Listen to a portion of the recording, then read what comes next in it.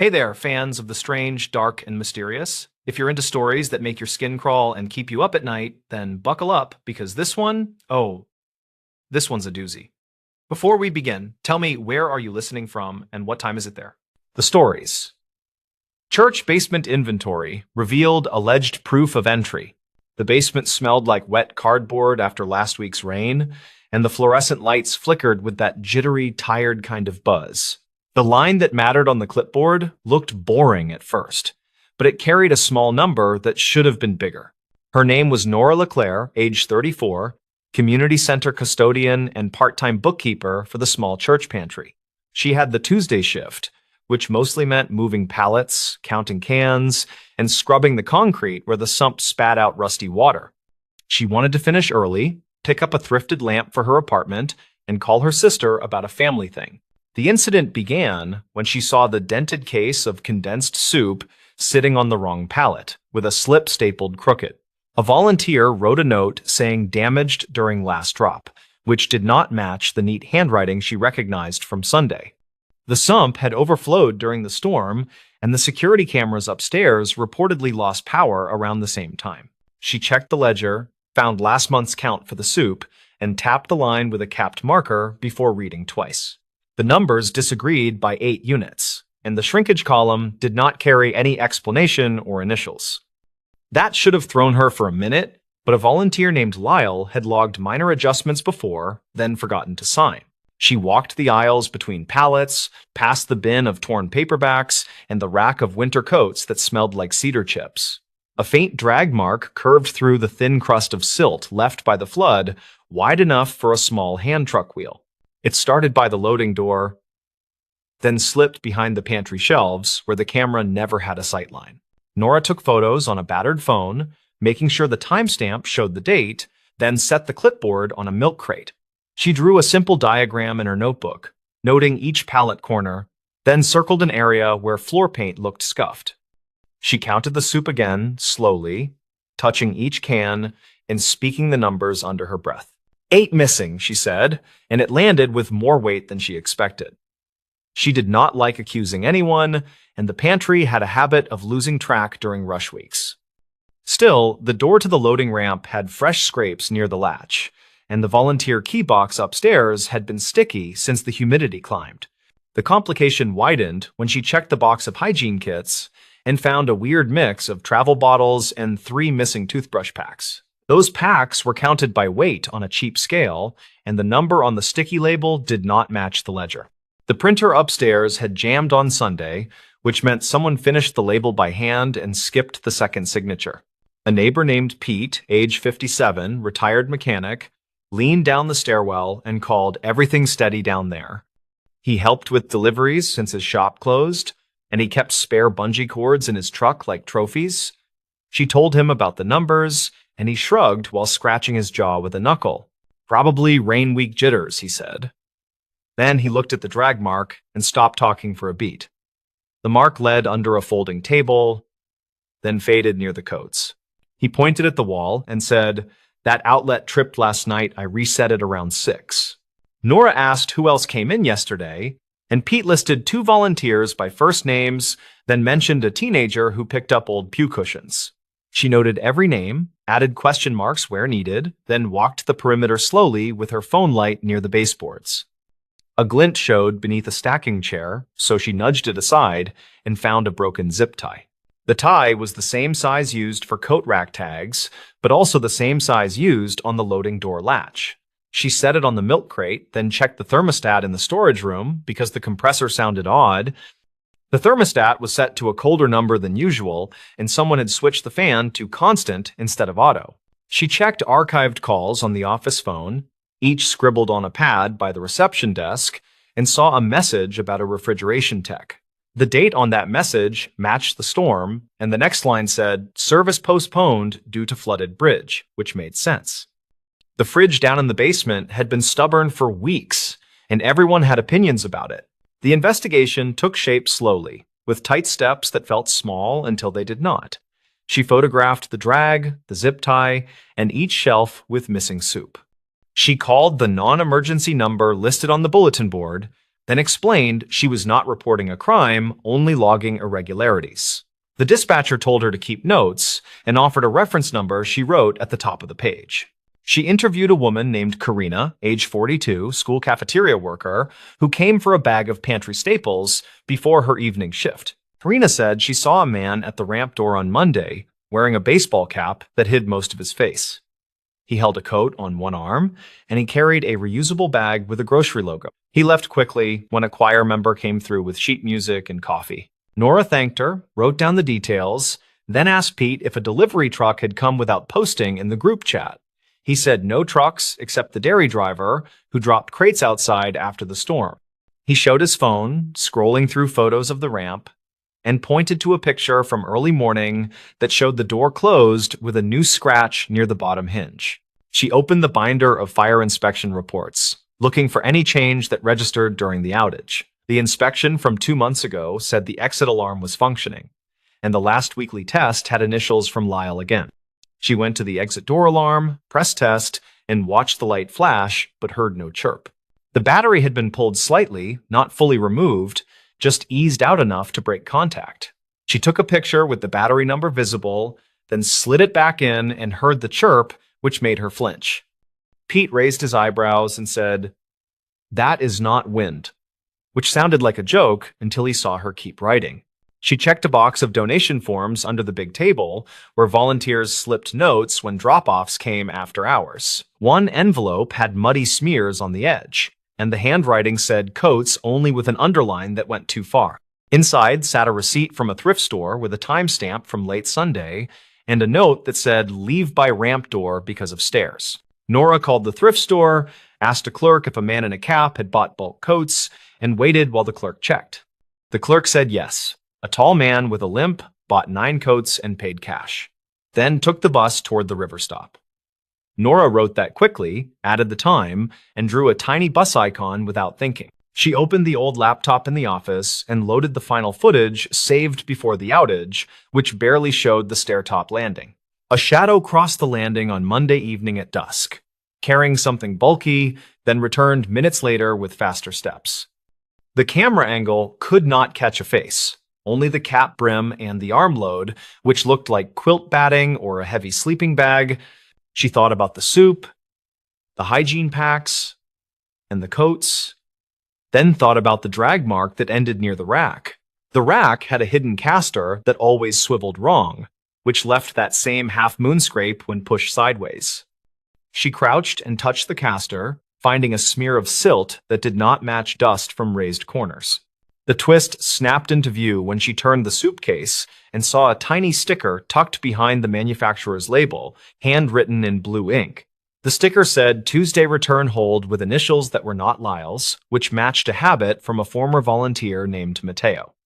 He left months ago after a family problem, but he signed returns with looping letters that everyone teased. Mateo's sister had asked for help in winter, and someone recalled she lived near the river park in a tent for a month. Witness statements from that season mentioned a man with a limp who avoided the main entrance because of pride. The archived calls showed a message from a restricted number on Monday evening, which said, "Ramp door buzzer broken, will circle back at dusk." Nora realized the inventory miscount for soup matched exactly the number of coats purchased at the thrift store on Sunday. 8 missing cans, 9 coats reported, and 3 toothbrush packs absent from the hygiene bin.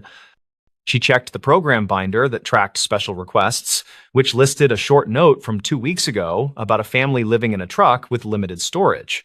Soup was labeled easy to heat, coats were labeled heavy but foldable, and toothbrushes were labeled priority for school-age kids. She looked at the ramp door again and saw a second set of scrapes, higher up, where a crutch might have knocked paint from the frame. She remembered Mateo broke his ankle years back, and the limp never fully left. Pete cleared his throat and said, "You think this is not a break-in, right?" Nora kept her voice steady, then said, "It looks like someone who knew the layout, who made sure the alarm stayed quiet, and who avoided asking directly because of shame." He rubbed his jaw, then nodded slowly as he watched her take a photo of the scraped paint. They called the non-emergency line again, and she read her notes while the dispatcher typed. The dispatcher said an officer could make an informational visit tomorrow, and advised them to secure the door and replace the tie. She logged the reference number, stapled the list of missing items to the daysheet, then wrote a clear statement about suspected entry without damage for records only. She left a message for the pantry coordinator, age 51, paraeducator, explaining the situation with careful words about the storm and the power hiccup. She suggested moving the coat rack upstairs during inventory days and adding a second sign-off when labels were handwritten. She also suggested leaving a clear path for people who struggled with stairs, which sounded like a tiny policy shift hidden inside a counting problem. An hour later, a choir member named Lorna stopped by for her binder, and Nora asked if she had seen anyone at the ramp on Monday. Lorna said a man waited near the dumpster just before the thunder started again, holding a bag and looking anxious.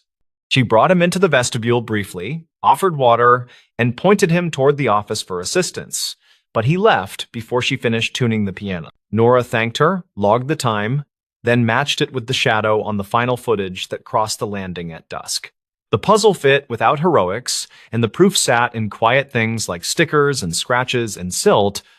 The pantry had not been ransacked, only visited by someone who treated the space like an old workplace where he still belonged a little. She printed a fresh sign for the ramp that said "Ring bell twice for assistance," then taped it high where bus riders would see it. She taped another sign next to the loading latch that reminded volunteers to check the exit alarm light before locking.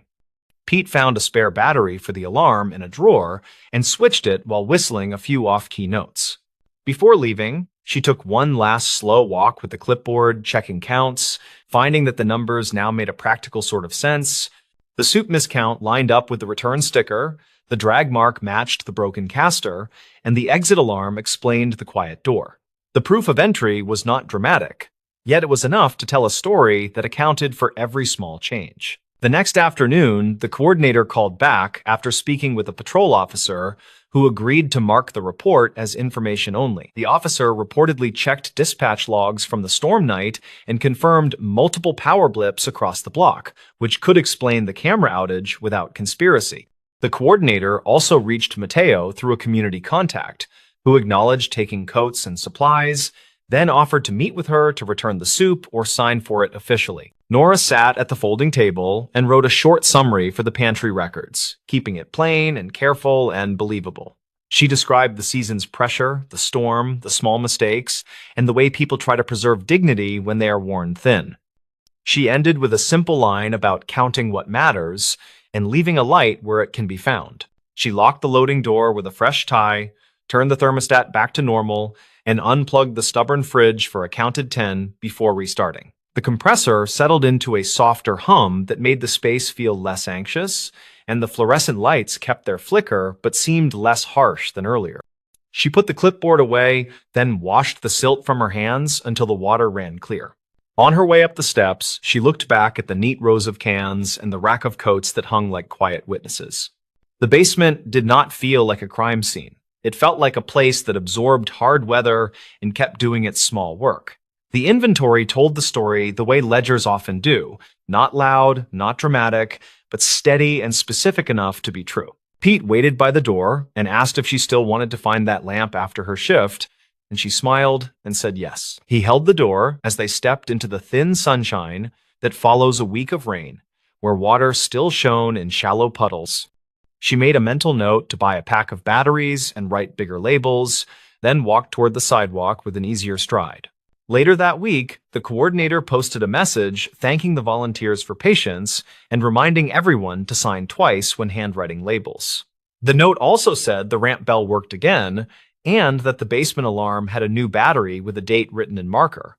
A final line invited anyone needing help to knock during open hours and to leave a note if mobility made the stairs hard. Nora kept the broken zip tie in a drawer with a handful of odd things that never quite fit anywhere.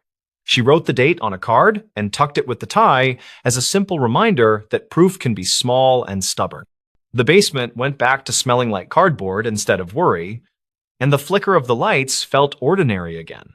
She told her sister about the lamp and then about the inventory, and they both laughed quietly at how much a can of soup can reveal.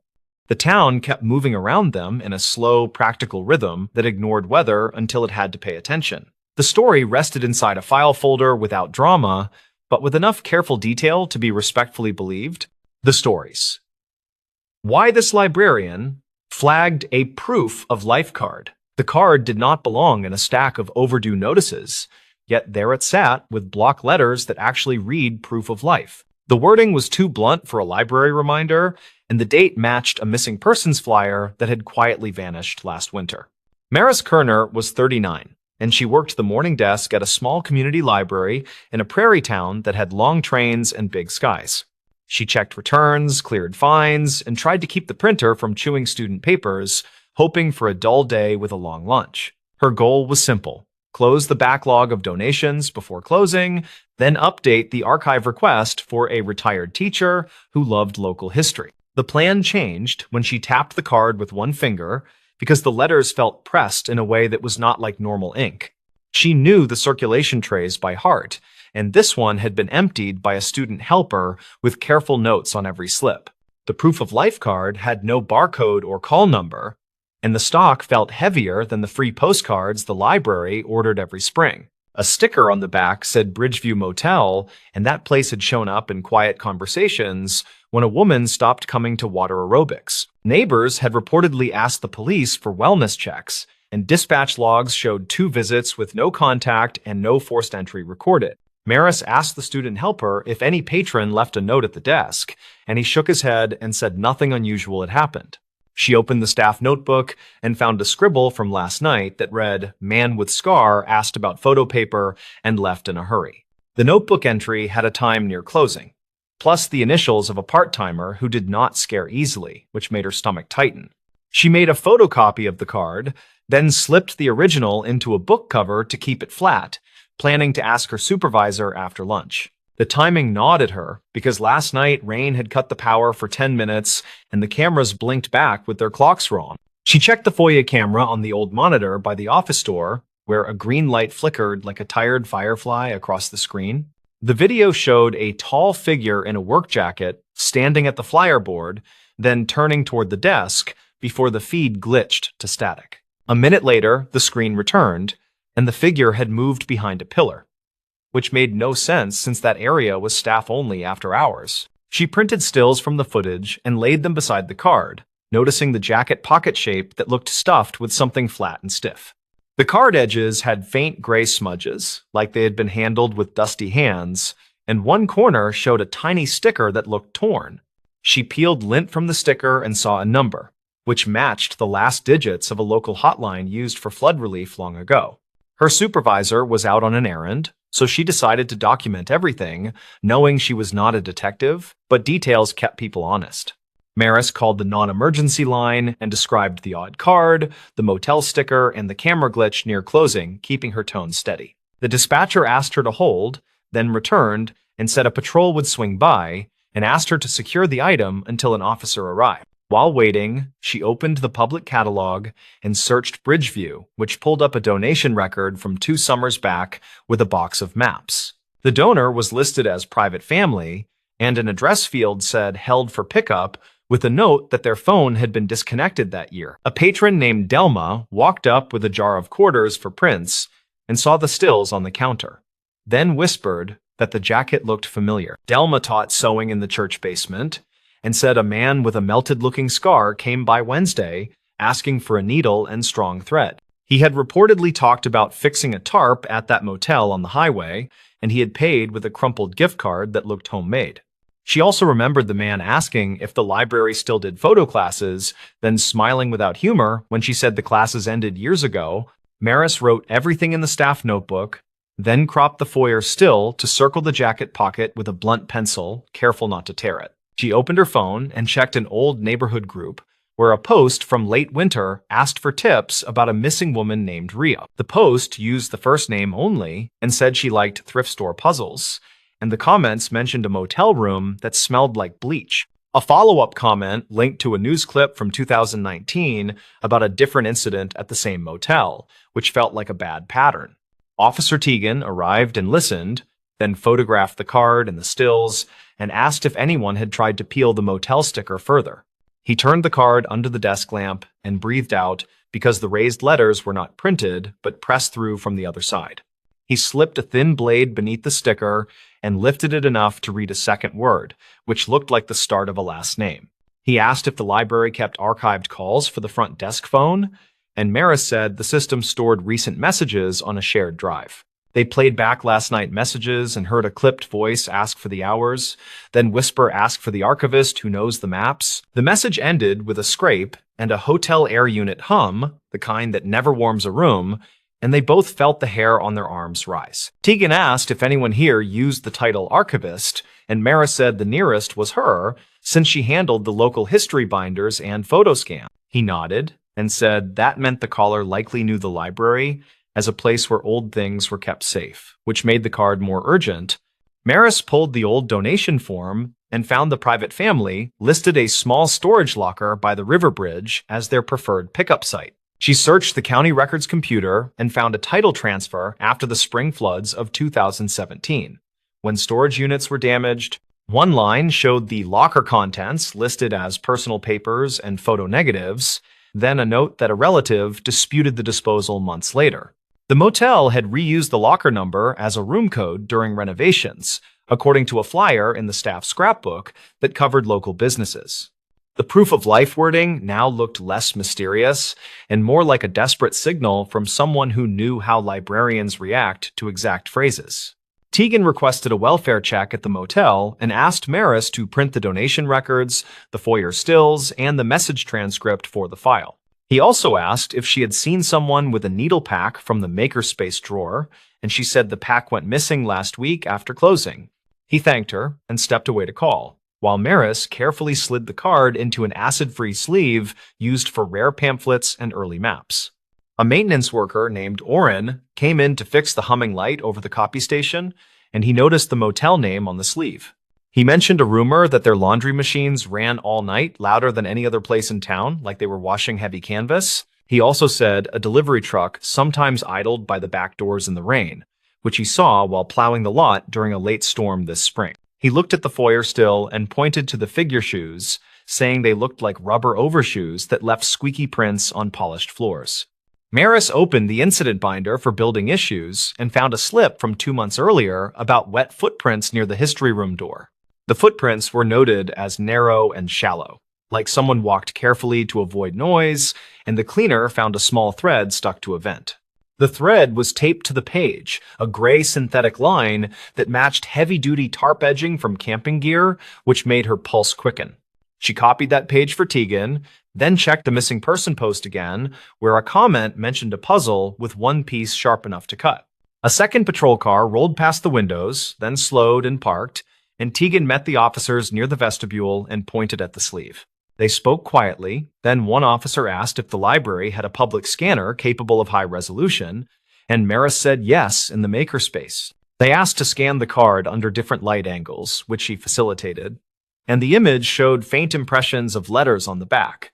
The letters formed a simple phrase, which read, "Keep the lights on," and beneath it a date from late winter, which matched the first storm week. The motel manager arrived with an officer, having been contacted for a consent check, and he looked nervous as he scanned the card in the stills. He said the scarred man was not staff, but he rented a weekly room paid with a prepaid card that never seemed to run out, which sounded odd. He also admitted that a housekeeper found a stack of cut postcards in a trash bag and that he told her to toss it because business needed calm. He finally said a guest had reported a blinking red camera in the vending room, which he had not installed, and that the wires led to a locked door. Maris asked if the vending room had a public table where people leave free magazines, and the manager nodded and said the table was always crowded. She remembered the library boxes of maps donated by the private family and wondered if those boxes ever made it to storage, given the flood note. Tegan connected the details aloud, saying someone could cut old map postcards and press letters by hand, then seed them where a librarian would find them. He said the phrase "archivist who knows the maps" pointed directly at the library, not the police, probably because the caller feared being dismissed.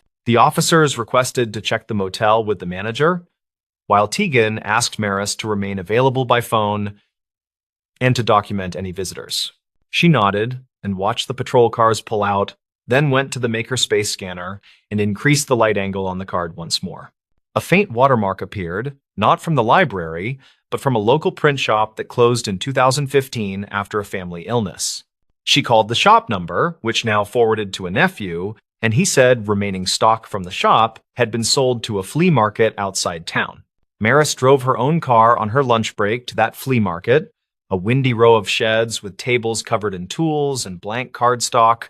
She asked a vendor about heavy postcard stock, and he pointed at a box labeled Miscellaneous Prints, which included 2 stacks with the same watermark. Under the stacks, she found a small roll of black camera tape with faint dust, the same tape the library used to secure cords along the baseboards. The vendor said a man with a scar bought similar stock days ago and paid cash and asked about a motel discount that no one had heard of. Her phone buzzed with a text from Tegan that said they found a hidden door behind the vending machines, which opened into a laundry tunnel. He wrote that a woman had been located on a cot with her hands taped, alert and speaking, and asking for a librarian by job title. He added that the woman was taken to a clinic and that she confirmed she made the cards on old map stock to get attention without causing panic. She had placed the card in the library because she remembered a winter program where librarians showed how paper holds impressions from firm pressure. Maris returned to the library and sat at the staff desk, quietly letting the fluorescent hum settle back into its usual dull chorus. She wrote a detailed account for the file, starting with the first odd feel of the letters and ending with the clinic update from Tegan. She noted each source she had used, including the archived calls, the foyer footage, the staff notebook, the donation records, and the local forums. She kept the tone factual and steady, because stories grow teeth when you rush them, and details keep those teeth from biting the wrong person. Tegan came back near closing and thanked her, then asked if the card could be logged as evidence, with a copy kept for internal records. She agreed and placed the sleeve in a labeled envelope, then printed a plain copy for the library binder and returned the stills to the folder. He told her the woman would be interviewed later and that she had given a first name only and asked that the librarian not be publicly named. He also said the scarred man had left during a shift change and that nearby cameras picked up a truck with a tarp that matched the gray thread. Maris locked the foyer board and removed early flyers that were no longer current, then called the part-timer who wrote the notebook entry. The part-timer said the man with the scar waited during the lights outage, then moved with purpose, like he knew where cameras were blind. He had asked one odd question, which was whether the library kept proof cards for photo projects, like some places did before digital was everywhere. She remembered telling him no, then watching him smile without humor before the power returned and the hallway smelled like wet rubber for a moment. The library closed on time, and the night outside felt clean after the afternoon wind cleared dust from the air and pushed the clouds east. Maris sat in her car and listened to the engine idle, thinking about how people reach for words when they are afraid and choose them carefully. Proof of life is a phrase borrowed from terrible stories, yet it also names the basic promise that someone will be seen and counted. A card is not much, yet it travels well, and it can slip into a tray or a pocket and carry a message past careless eyes. In the following week, a quiet update landed in the local paper, calling the event a welfare recovery with cooperation from community partners.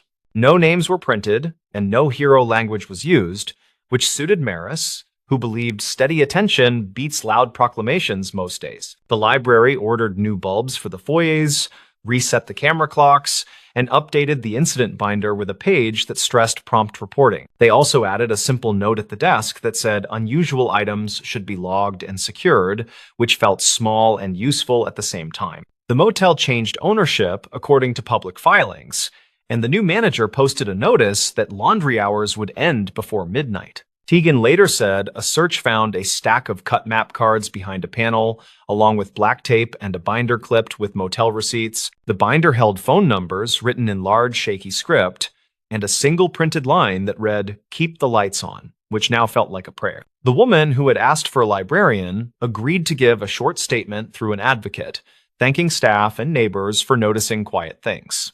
Maris kept a copy of the card scan behind the desk, not for display, but for training new helpers on why details matter even on slow days. When a patron asked how the week was going, she said it was steady and that they were tidying up the archives and fixing the foyer lights. She added that the library was a good place for messages that needed safe hands, because people here dealt in proof every single day. Then she went back to checking returns, because the work rolls forward, and a day with quiet shelves is often the loudest kind of relief. The stories. This motel room voicemail raised a separate question. On a rainy Tuesday, near the end of tourist season, a motel room voicemail carried a question that did not belong. It turned a tired end of shift into something careful and strange, and it started with a blinking red light. Dorian Pike worked nights at the Northway Motor Inn, 37, a patient manager who fixed things others ignored. The place sat off a service road past a truck stop, with a diner and a feed store as neighbors. He started that shift with a simple goal: balance the register, finish the towel count, and coax the ice machine back alive. The storm slowed arrivals, and the security monitor rolled its quiet grayscale loop of the parking lot. Housekeeping left a note about room 12, the kind of note other managers forgot to read. The bed looked unused after checkout, the television glowed at low volume, and the phone message light blinked at eye level. He carried a spare key, pushed the door open, and smelled damp carpet and motel soap. Nothing surprising. The news channel murmured through commercials, a static map of counties he could name without trying. On the nightstand sat a spiral notebook half full of block letters, a takeout cup, and a key card with the room number worn. He pressed the voicemail button with his knuckle because the button shocked him once in summer. A male voice filled the room with a flat question that stopped his hand, like a bad chord laid wrong. The voice asked, "Did you move the smoke detector again?" And then silence, followed by the system tone and cutoff. He replayed it twice, and the question felt like a pebble in a shoe, something to be dealt with. Smoke detectors did not get moved by guests without reason, and nothing about the room said routine or careless. Dorian checked the detector on the ceiling, a cheap white unit that did not match the others on the hall. The motel used one supplier for replacements, and this casing lacked their sticker and the penciled date inside. He stood on the chair, unscrewed the ring, and found fresh scuffs around the mounting plate, as if removed recently. The unit felt heavier than a sensor should, and the test light never flashed, which meant battery or guts. He set it down on the table, and the vent above the television rattled just a little with the wind. He turned off the television, let the room get quiet, and heard faint tapping through the vent to the next room. The motel had a habit of telling its secrets through noise, and he had learned that language over years. He stepped into the hall and knocked on room 14, where a regular was finishing a long week of fieldwork. Quinn Hauer was 29, a cell tower contractor with a tool bag and a precise way of speaking.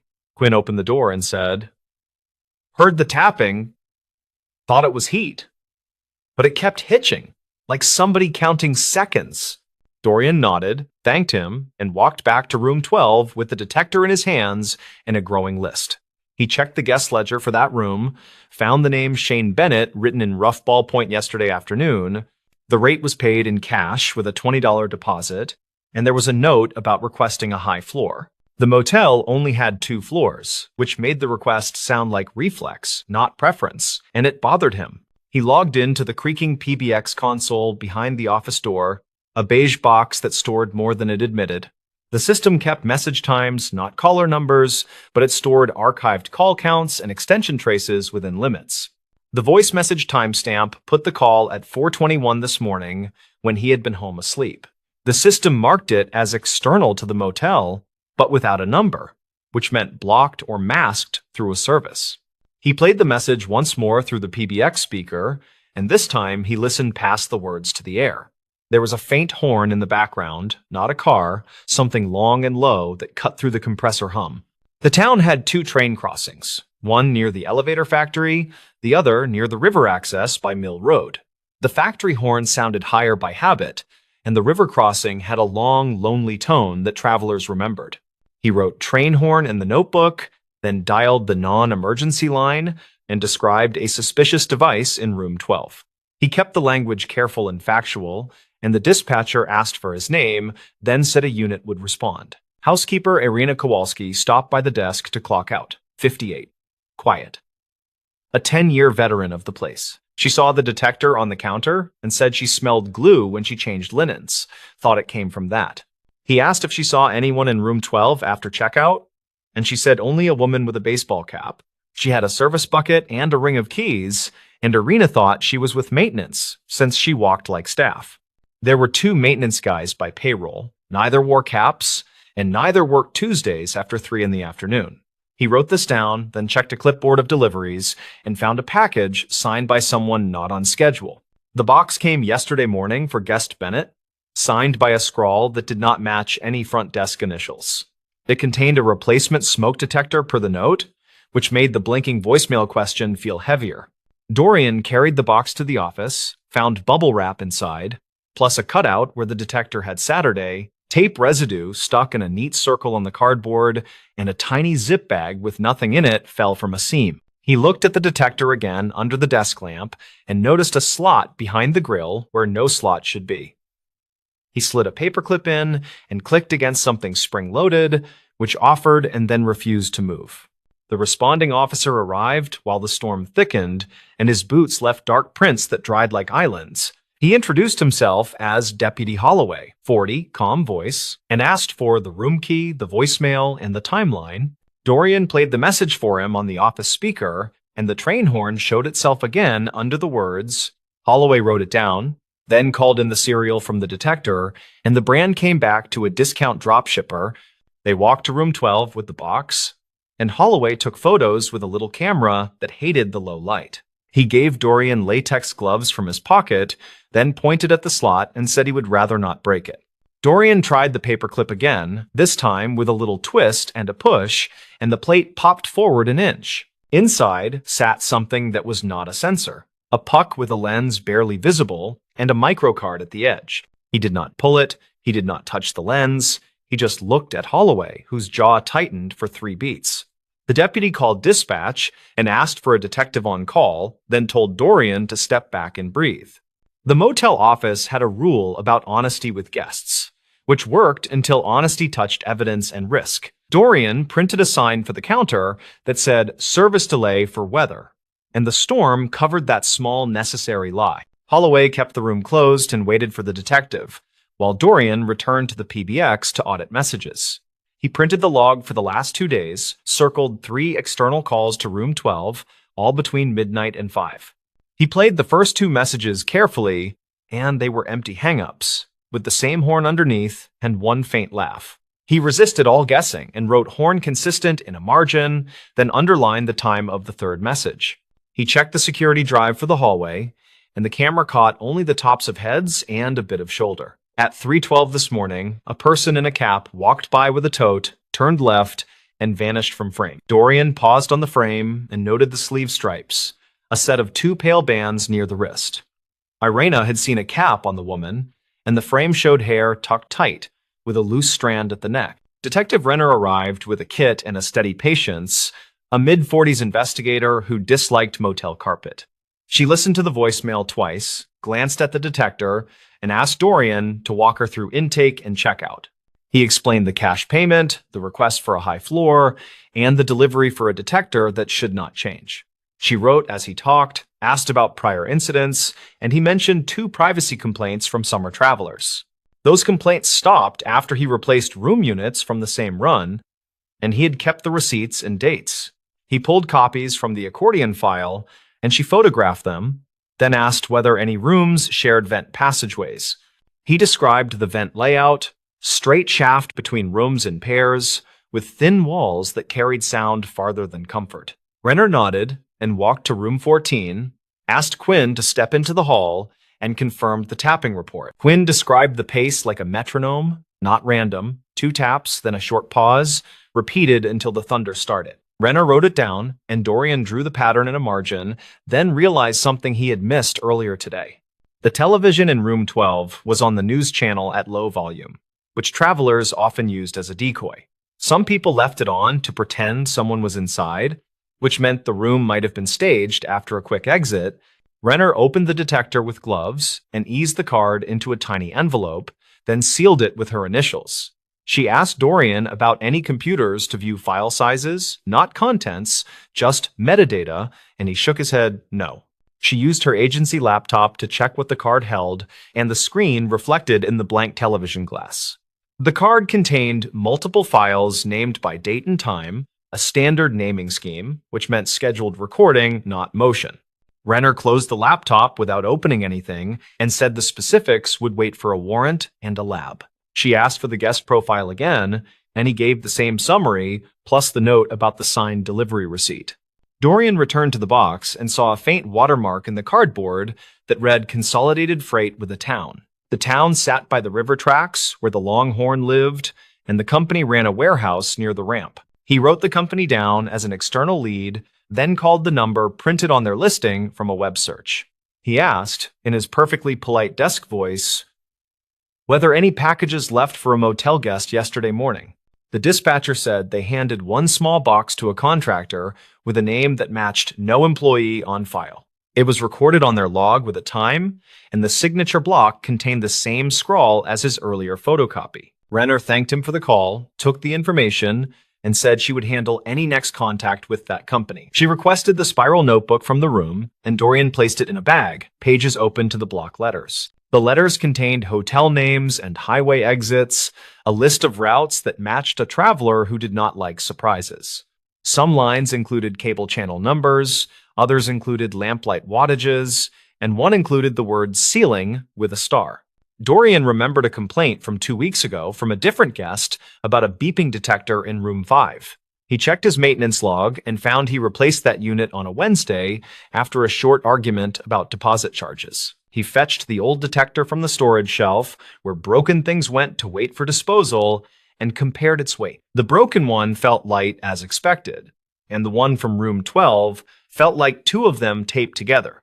He unscrewed the broken one and found no strange slot, only dust, a dead battery, and the usual brittle plastic. Renner watched from the doorway and nodded, then answered her phone, and her yes sounded like cautious confirmation. The non-emergency dispatcher had pulled 2 archived calls from the spring that sounded similar, not identical, but close. Each referenced a detector, each asked whether it had been moved, and both targeted rooms paid in cash and late.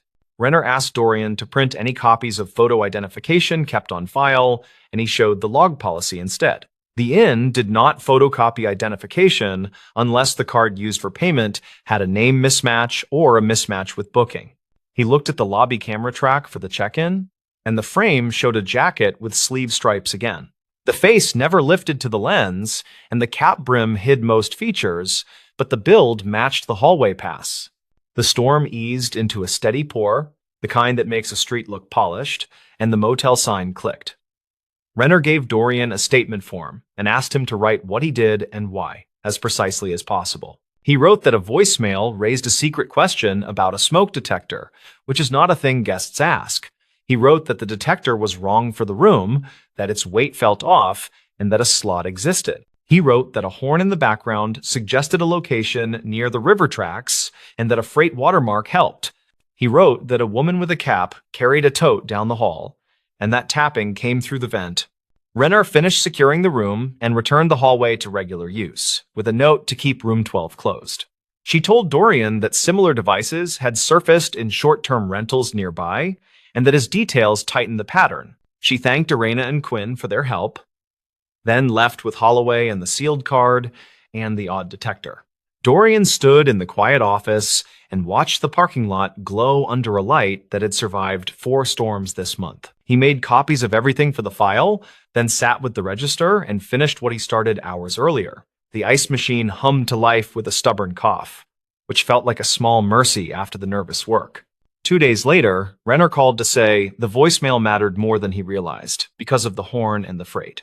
The freight record placed a contractor truck at the warehouse near the river during the call window before dawn. She said the case would likely spread across jurisdictions and that his notes already sat in a shared folder. She did not share more, and he did not ask, because he understood the slow way these things must move to hold. Quinn checked out with a handshake and a tight thanks, and Irena started a new hallway routine that included ceiling checks. The motel added a policy line about devices, not because it fixed the world, but because it set a tone. On the next Tuesday, the phone light blinked again in a different room, and Dorian felt a breath catch. He pressed the button and heard a normal message from a family asking for extra towels, and he laughed because relief deserves sound. He still thought about the spiral notebook, about the starred word ceiling, and about the staged television glow. He thought about the simple question that did not belong and how such questions sometimes open doors no one planned. Travelers came and went, the storm season thinned, and the parking lot felt like a stage that forgot its lines. Dorian kept the office tidy and the camera lenses clean, and he learned to trust the hairs rising on his arm. The stories. This highway turnout kept a missing trucker's toll receipt. The turnout sits between scrub pines and a windblown ditch, and it held a toll receipt longer than anyone realized.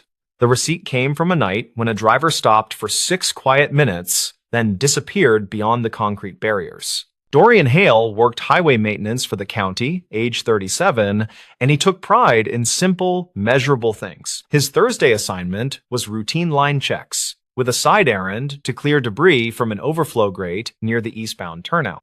The morning felt ordinary as he idled the orange pickup, sipped gas station coffee, and clipped a laminated checklist to his clipboard. He pulled on gloves, set cones, then walked the shoulder counting reflective posts, and he hummed a tune he could not place.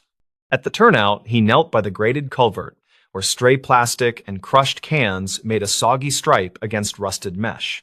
A folded paper showed only a blue stripe and a timestamp smudged by rain. The paper was stiff, thin, and heat-printed, the kind used at toll plazas that still handed cash change. He eased it open with a screwdriver tip, read a plaza name he recognized, and traced a time almost exactly 2 years back. The fare matched a commercial axle count, and a faint pen mark read Brandt in shaky block letters. Dorian knew the surname because his father still kept a clipped article about a driver named Silas Brandt. The story said a veteran hauler left a warehouse near midnight, then failed to deliver a load of drywall and never returned calls. Investigators canvassed truck stops, pulled camera footage, and searched an exit ramp pond where a guardrail once stood bent. The county replaced that rail within a week, and Dorian helped pour the new anchors under a bitter early spring sky. He remembered the way troopers scanned the water with side-scan gear, and he remembered a family photo taped to a utility pole. The picture showed a smiling man with deep crow feet lines, wearing a ball cap shaped by years of Sunday. He set the receipt on the warm truck hood, and he felt a nervous pull he did not want to ignore. He radioed dispatch for a non-emergency inquiry, explained he found what looked like a toll slip, and requested guidance from the patrol office. The operator took his badge number, logged the time, and said an investigator would call once she could review the old case file. The call came after lunch from an investigator named Fenna Ortiz, who spoke carefully but asked direct questions. She confirmed the surname matched the missing driver, and she asked Dorian to secure the paper in a clean envelope. She told him to keep working as usual because she needed to check archived calls and bridge camera timestamps before driving out. He locked the receipt in a plastic map pouch, finished the grate work, then walked the turnout with a slower, sharper eye. The asphalt showed faint striations where heavy rigs often idled, and a single bolt head gleamed bright against dull gravel. A cracked mirror shard lay half-buried near the weeds, reflecting a tuft of cloud that moved like something alive. He logged the shard as debris, snapped a photo with a timestamp, and saved it among his maintenance images from earlier weeks. The images, he realized, showed the same corner of concrete week after week, and the corner looked slightly cleaner today. That thought returned him to the culvert, where the receipt had been wedged behind a lip most drivers never noticed. The patrol cruiser pulled up near too, and Investigator Ortiz stepped out carrying a clipboard and a small camera. She was mid-40s, concise, and she asked for the sequence from his arrival to the moment he opened the folded paper. He described the gloves, the screwdriver tip, the awkward angle at the grate, and the exact place where the paper caught. She photographed the culvert, the hood of his truck, and his gloves, then placed the receipt in a fresh evidence sleeve. She asked whether he had heard of any scavengers or roadside sellers who might pick through turnouts in quiet hours. He shook his head and mentioned night fishermen at the quarry road and a retired lineman who walked his dog near dawn. Ortiz had already checked dispatch logs from the night Silas vanished, and those logs showed 2 calls near that turnout. One came from a motorist reporting a stalled box truck on the shoulder, which cleared itself before a trooper arrived. The second came from a bridge camera technician, noting a brief outage around 2:12, which was dismissed as routine. She asked permission to pull Dorian's maintenance photos, the ones covering every week around the 2-year mark. He agreed without hesitation and forwarded the entire folder, even the blurry shots he usually deleted at the office. Ortiz scrolled methodically, then paused on an image taken exactly 3 days after the reported outage at the bridge camera. The photo showed the same culvert, same weed line, and a crumpled label half hidden under wet pine needles. Ortiz zoomed until the pixels blurred, then noted a fragment that looked like the corner of a toll slip. She compared that week to the next, where the culvert looked cleaner, then to the next, where more wind-blown trash filled the grid again. Dorian pointed toward the bright bolt he noticed earlier, which did not appear in his older photos at all. Ortiz crouched and confirmed the bolt was new stainless, fixed through a small angle bracket that sat flush to the curb. She said the bracket was not standard for that guardrail style, and it looked like something installed to anchor a temporary brace. They walked the rail from cone to cone, and she stopped at a spot where the soil sloped into a greasy black ribbon. The smell suggested old brake dust and gear oil, and the vegetation showed a flattened path that looked more deliberate than random. She made a note to have a canine unit sweep the embankment later, and she radioed for a drone with a thermal camera. Across the turnout, a small convenience store faced the service road, and a metal bell chimed when the door opened. The clerk on duty was a woman named Karen Duplessis, age 29, who brewed coffee and stocked shelves during quiet afternoons. She said plenty of trucks idled at that turnout, but she remembered a white day cab sitting without a trailer once. Karen produced a spiral notebook where she kept odd notes to settle change disputes and lottery recollections. On a page dated 2 years back, she wrote, "Night truck, no trailer, short man, hat, hands shaking, paid in cash for cigarettes." She told them the man left a toll receipt on the counter by accident, then grabbed it quickly and stuffed it into his jacket. Ortiz photographed the notebook and asked about timing, and Karen said she wrote the note after midnight while the bell still echoed. She admitted she might be off by 20 minutes, but she remembered the man said something that felt like a warning. He said the word toll like it mattered. Then he asked if anyone was working late at the bridge control shed. The bridge control shed sat above the river, spanned 3 miles east, where cameras watched traffic and signboards scrolled travel times. Ortiz called a former technician named Orville Pacheco, age 62, who kept his own notes in a faded green ledger. He said he logged an unexpected visit that same night. When a man in a reflective vest asked for camera reset access, Orville said the visitor showed a badge sleeve without a badge, which made him cautious, and he refused to grant access. He called the after-hours line to report a vendor mismatch, and the line recorded his message with the time he spoke. The line, according to archived records, Ortiz had already pulled, captured footsteps, a door-open sound, and muffled traffic noise. They returned to the turnout while the drone lifted into a steady grid pattern, and Ortiz asked Dorian for his honest read.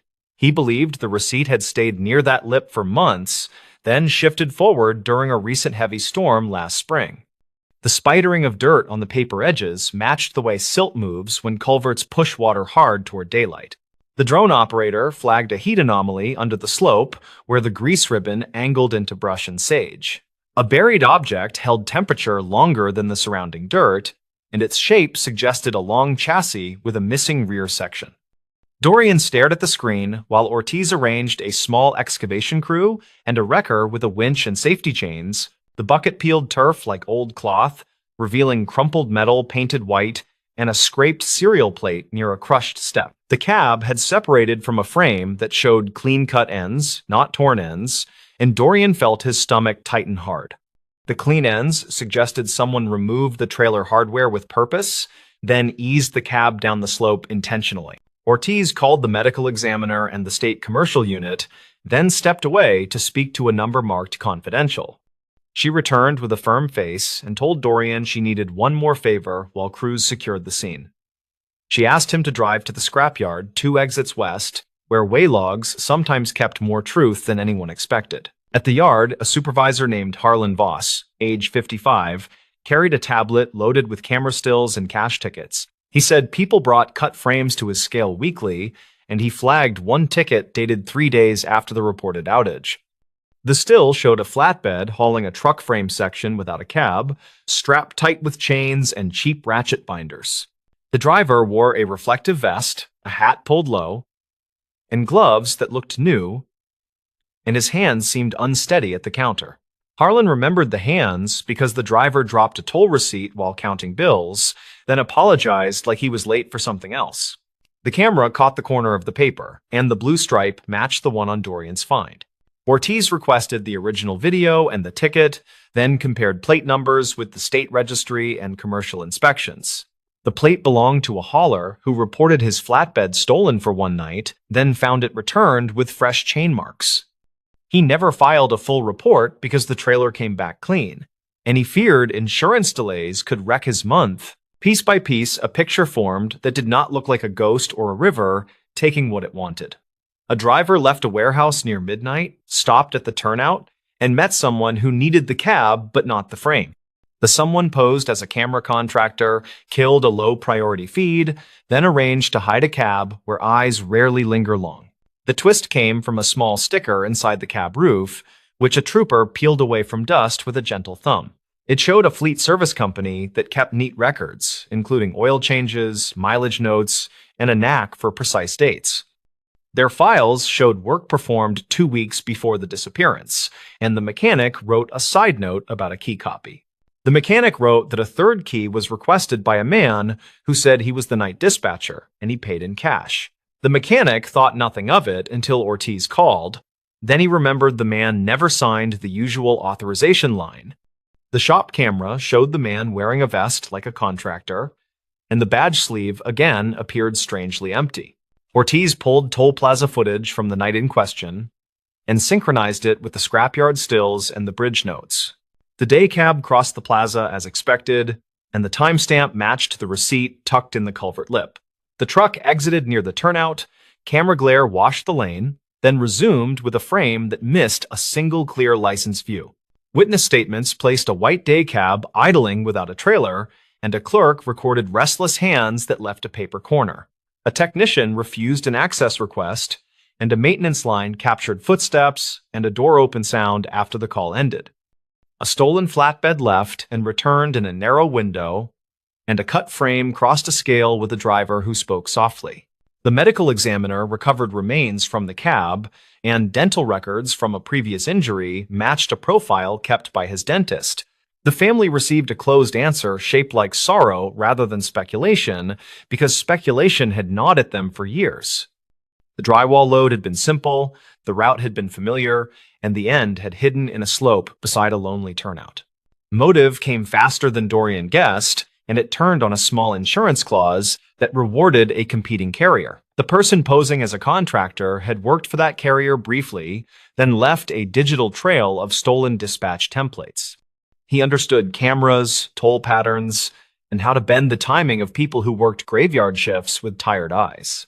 Ortiz did not say solved aloud in front of anyone, and she used the gentle phrasing investigators save for families who have waited. She told them the discovery was due to a maintenance worker who kept notes, who walked slowly, and who refused to shrug. She mentioned the receipt that waited in a lip everyone missed, and she promised it would be handled with care. A week later, Dorian returned to the turnout with a new grate and a broom because he wanted the place to look tended. He replaced the odd bracket with the correct plate, tightened the bright bolt, and brushed the concrete until the dust lifted. Cars hissed past, and a train horn carried from somewhere distant, and the ditch water moved with a plain, steady sound. He thought about simple, measurable things as he loaded the cones and folded his checklist, and the tune finally came back. His father used to whistle that tune while changing oil in a gravel driveway under a high summer Sunday. He stood quietly, listened to wind in the pines, and let the ordinary noise of the road remind him why details matter.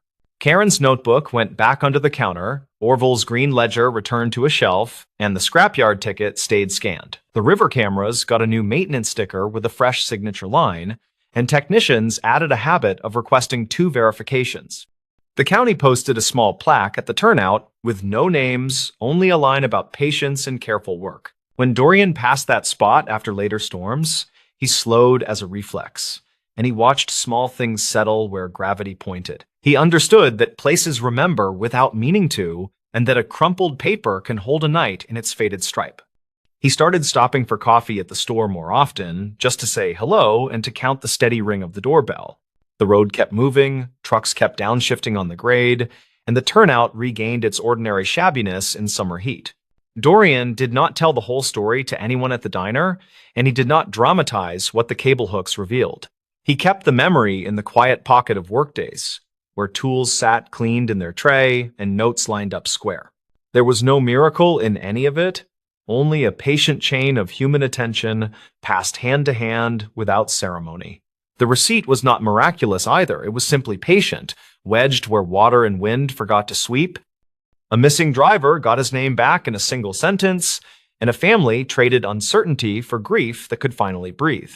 Years will pass, and that turnout will keep catching wrappers and leaves, and a worker will kneel to clear them. Someone will hum without knowing why, and maybe remember how a small slip of paper can outweigh a rumor. The place will not speak, yet it will still hold that long night in the print of its concrete, quiet as a held breath. Dorian drove away as shadows crossed the lane markers and the orange hood flashed twice in the side mirror. He felt lighter and heavier at the same time, which is how truth can sit after it finally finds a home. He did not chase the tune anymore, and he did not rush the checklist, because patient work had already taught him what mattered today. He believed there were other receipts under other lips somewhere, and he hoped other hands would take them gently. He kept his camera roll tidy, his gloves clean, and his pencil sharp enough to write down what needed remembering. The turnout stayed ordinary when he left, but the ordinary held a story now, and that felt exactly right. The stories. Dispatcher, who kept the secret from a bridge call, the call began with the sound that never leaves him, a river hush that sat under a thin voice. On the log, it read as a welfare check near the west span. The timestamp matched the shift change. The tower camera sent a smeared view of headlights, and the wind pushed rain and slanted ropes across steel. He wrote the first line in block letters. Male caller. Alone? No traffic lane blocked. Unknown age. Unknown intent. In training, they, from the start, had said, the first 10 seconds decide the rest. He believed that for years. He had a plain goal that night. Finish paperwork early, drink the cold coffee anyway, and get home before midnight. Kellen Duarte, age 38, worked as an emergency dispatcher in a river town that never liked headlines. He lived quiet. 2 rooms over a grocery where the owner knew his name and saved him bruised peaches. He was good at the slow voice and the clear questions.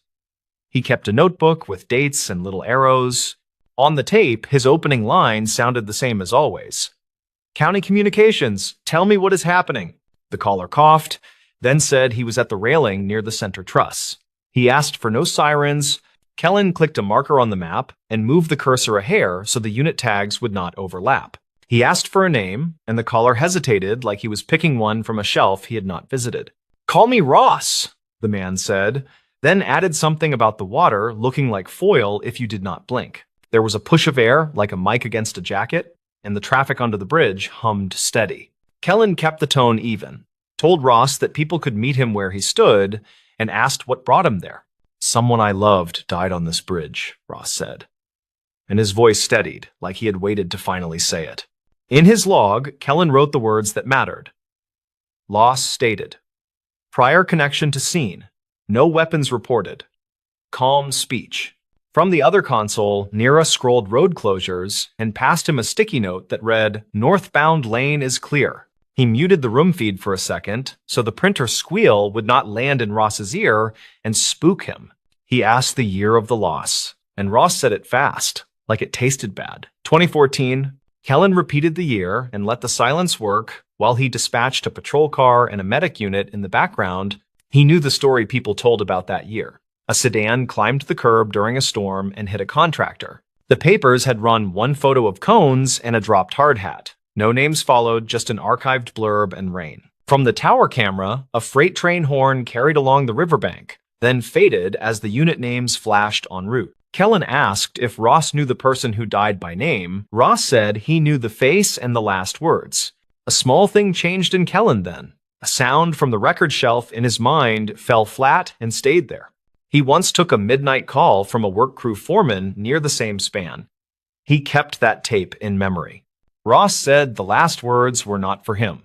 They were for a dispatcher who told the crew to hold 10 minutes. Kellen tapped the headset cushion, careful to keep the room quiet, and asked where Ross had heard those words. Ross said he had heard them from a phone found in a cracked case under the North Pier after the storm. He said the phone worked for one day after the rain stopped, and that he had played the last message recorded. He said the message was from County Communications with a different voice, and it told the crew to stay clear. Kellen felt the old shift wash through him. The storm year had ended in a tangle of rumors and a closed memo. He had read that memo while filing tired overtime sheets. He filed it without speaking and chose to keep moving. On the camera, one pair of headlights slowed near the shoulder as if a driver could sense the weight of the rail. Kellen radioed the nearest cruiser to stage 2 blocks off with lights off, and he asked Nira to notify the medic quietly. He asked Ross to tell him who the contractor was, and Ross said the name with a short stop between first and last. The name matched the contractor mentioned in the closed memo, except the memo had spelled the name without an accent mark. Kellen wrote the name as Ross said it, exact and careful, then underlined it once for the transcription that would follow. He asked Ross why he came now and not earlier, and Ross said an anniversary sits on the mind like a stone. He also said that the memo never named the dispatcher who told the crew to hold, which was why he had called. Kellen understood the shape of that ask, even if the words around it were soft. He was not supposed to name staff. The policy existed for safety and sanity, and it covered nights when grief needs a door and someone tries that door. He told Ross he could share what the record allows, and he asked if hearing the process might help him stand. Ross said hearing the process might help, though he refused the idea of sirens again and asked for plain truth instead. Kellen kept his sentence length slow and warm. He said that storm calls can trigger staggered staging for worker safety. He said if there were downed lines or compromised joints, a hold might be given while a state engineer was patched in. He also said that every such hold carried timestamps, and that those stamps were kept by policy for 7 years. Ross breathed in and asked what happens when 7 years have passed, and Kellen answered before he could think of softness. He said the system cycles recordings to deep archives after 7 years, and some are erased when retention windows expire. Ross said he had a copy in case the archive could not confirm. Then he claimed the voice on the tape named a company. He said the tape used a phrase that a dispatcher would not use unless someone off-channel asked for a careful delay. Kellen had heard that phrase once. It was the night a junior engineer requested a slow approach while a supervisor closed a lane. The phrase was not suspicious by itself, and yet, in memory, it wore the shape of a request he never liked. He asked Ross to read the phrase, and Ross said it. Hold 10 for a clear handoff if site control is missing. Nira glanced over with a look that said, do not get pulled into the river. Kellen nodded and kept the pace steady. He told Ross he could not speak to motives of old voices, and he could not name a colleague or contractor from memory. He said he could meet Ross with a sergeant who knew the policy, and they could file a supplemental report for records. Ross said he was tired of reports. Then he asked a new question. Was someone paid to push that hold in the storm? Kellen chose his words like glass marbles placed in a line. He said he had not seen evidence that proved a bribe. He said he had seen maintenance slips that missed dates in years with bad weather, and he had seen budgets cut twice. He said contracts sometimes shifted mid-season, and miscommunication could look like intent when viewed through grief and time. The cruiser staged in the dark lot of a bait shop, and the medic idled near a closed diner with frosted windows. The tower camera picked up 2 figures near the midspan, and the wind made their jackets move like wet flags. Kellen asked Ross if someone stood with him, and Ross said a cyclist had stopped and was holding a flashing light. He asked the cyclist for the phone, and the cyclist, shouting through wind, said he would hold the light where Ross stood. Kellen brought the cruiser onto the bridge, slow and quiet, then asked Ross to look over his right shoulder for headlights. He said he would keep talking while the car approached, and he would ask simple things about the person lost. Ross began to tell a short life. He said she had a laugh that came in bursts, and she liked folded maps. He said she had taken a night shift to help a younger sister, and she kept a lanyard with a faded tag. He said he watched her set cones before the storm hit, and he watched the curve where the sedan took the line. He said no one saw the driver afterward, and the report guessed water pushed evidence downriver where it turned to silt. He said the tape he found made his chest hurt because someone with a badge kept people where the wind was worst. Kellen said he heard the pain and he believed the sincerity. Then he asked Ross to step back from the rail 1 foot. He said small choices add minutes, and minutes stack into plans, and plans turn into days that someone can live through. The cruiser moved a foot at a time. The officer called in with a whisper to confirm eyes on the subjects. The wind kicked a tab of paper along the sidewalk, and the camera caught it hopping like a small animal in rain. Kellen asked Ross about the cracked case at the pier, and Ross said the fisherman who found it gave him the phone. He said he cleaned the mud with rice and heat, and the screen woke like a held breath and showed the saved audio. Kellen pictured a kitchen table with towels and a humming space heater and the stubborn work of saving a last voice. He told Ross that someone who would do that kind of work could also stand away from the edge and breathe tonight. Ross said people kept calling him crazy when he brought the phone around, and one clerk said to forget old storms. He said he would go if someone could promise the message would not vanish into a hole where things get lost. Kellen had a rule: never promise anything that depends on someone else. He made a different promise instead and wrote it down. He said he would take a copy himself, and he would log it as a citizen recording attached to a supplemental report. He said he would list the time and origin as provided, and he would initial the line and add a contact number. Ross went quiet, and the wind filled the line again, and the cruiser stopped a car length away with no flashers. The officer on the bridge said he saw a second person keeping distance, and the cyclist raised the light toward the railing. Kellen asked Ross if hearing a small true thing might help him come off the rail. Ross told him to say it plain. Kellen told him there was an internal review back then, and it did not find a bribe, but it did find a silence. He said a manager failed to file a conflict disclosure, and a vendor had a nephew on a crew scheduled for that week. He said the manager resigned before the report made the rounds, and the findings lived behind a line marked personnel matter. He said he had read that line with tired eyes and wished it said more, and that was the part he kept. He did not say the other part out loud, which was the line about a recommended reprimand for delayed notifications. He did not say the name of the dispatcher who missed a handoff while moving units during the storm shift. He did not say that the reprimand belonged to him for a calendar mistake that lost 2 minutes when the server lagged. He believed the 2 minutes had not caused the death, yet he carried them like a coin that burned his pocket. Ross stood very still. He asked why no one told the public that someone had been asked to resign quietly. Kellen said the county tells what it must by law, and the rest gathers dust and waits for someone to ask again. He said he understood that wait, then asked Ross to walk toward the cruiser while the cyclist kept the light behind. Ross said he wanted to hand the phone over himself and watch it enter the chain that could not be erased. Kellen told the officer to receive the device and document the handoff on camera. Then he told the medic to stage closer. He kept talking to Ross about the quiet details of grief as the officer moved with hands open and calm shoulders.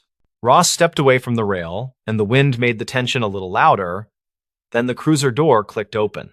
The officer took the phone and read the time on the screen for the camera, then thanked Ross and nodded at the cyclist. The medic stepped out with a blanket and stood near, and the cyclist said he would bike Ross home if that helped. Kellen set the line to a low hold and told Nira to mark the recording flagged for retention review and supervisory copy. He also wrote a note for himself to call records in the morning and ask for a manual pull from the deep archive. He would say the citizen copy exists and should be paired with any surviving log from the storm year for clarity. He would not say the rest, which was that he had been the one to misread the calendar view during a switch. He shifted to the closing questions that help people move. Any harm today? Any plan tonight?